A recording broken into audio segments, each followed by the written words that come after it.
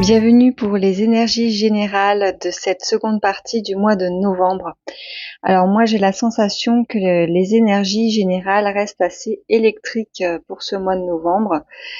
C'est vrai que je vous avais parlé donc pour cette première moitié du mois de nouvelles un petit peu chamboulantes, de choses qui pourraient venir remettre en cause nos certitudes.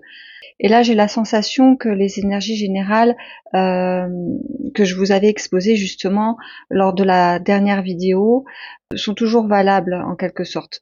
Alors pour certains, ce qui a été comme une annonce, une information, un coup dur peut-être, continue maintenant d'avoir des effets sur cette seconde partie de ce mois.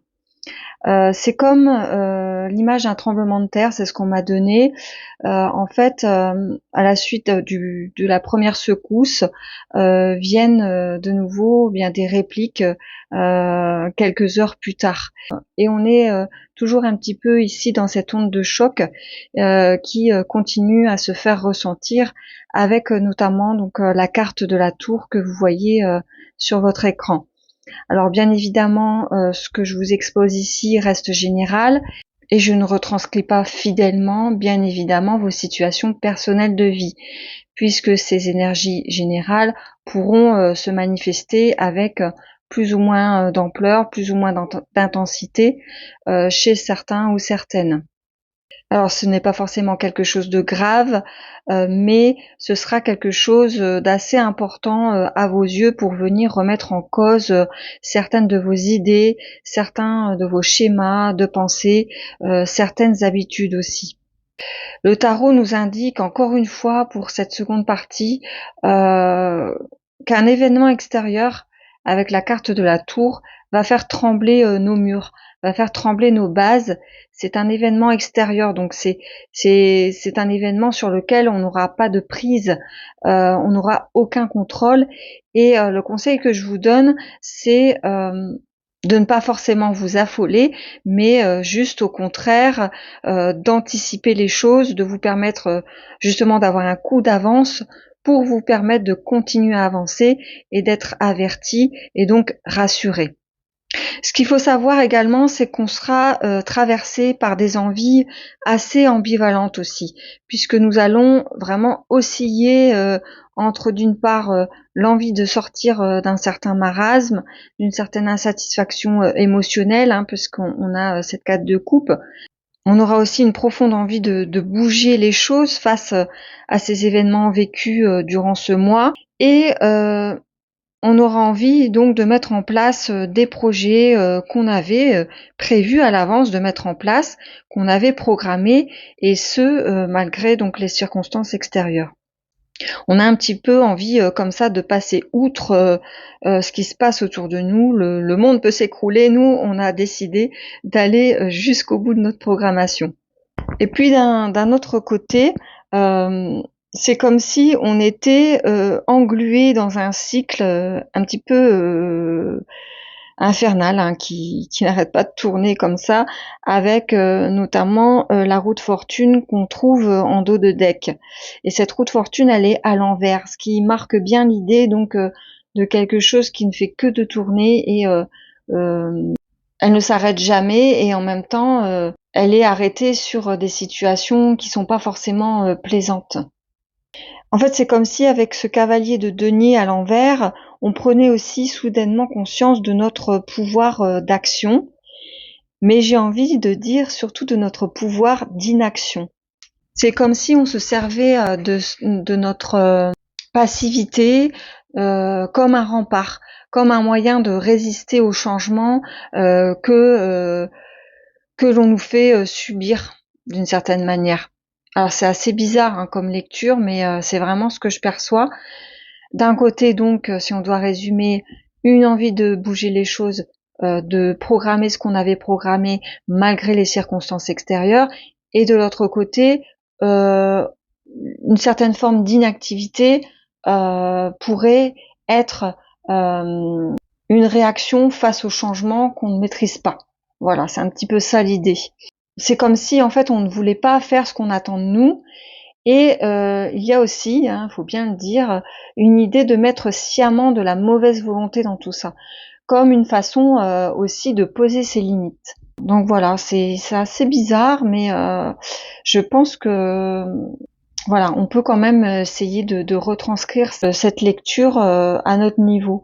Alors n'hésitez pas justement à partager en commentaire ou en message privé vos impressions sur cette lecture et dites-moi si ça vous parle. Voilà, on va continuer avec la guidance à 3 choix. Je vous invite à choisir un chiffre entre 1 et 3. Et si vous ne me connaissez pas encore, moi c'est Émilie, je suis messagère, guérisseuse et tarologue.